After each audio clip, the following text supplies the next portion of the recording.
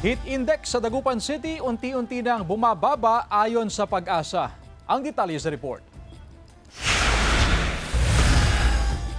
Bumababa na ang naitatalang heat index sa Dagupan City base sa monitoring ng Pag-asa.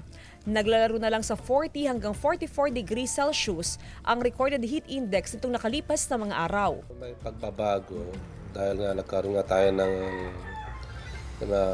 ibang weather system na nagkaroon tayo ng stationary front, tapos mayroon tayong bagyo na dinatuloy na si Kaloy. Bagamat bumababa na ang damang init, hindi pa rin daw dapat maging kampante ang publiko. May tuturing pa rin kasi itong nasa danger category. Posible pa rin ang heat exhaustion at heat stroke, lalo na kapag na-expose sa matinding sikat ng araw. Kaya patuloy pa rin pinag-iingat ng health authority ang publiko. Iwasan po natin na lumabas during peak hottest temperature, that is from 10 a.m. to 3 p.m. So ayon po kasi sa Pag-asa, ito po yung pinakamainit na panahon, no? At very prone po na magkaroon tayo ng mga heat-related illness pag tayo po ay na-expose sa mga ganitong kataas na temperatura.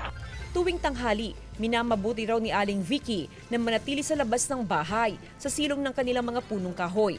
Masyado raw kasing mainit sa loob ng bahay dahil walang masyadong bintana.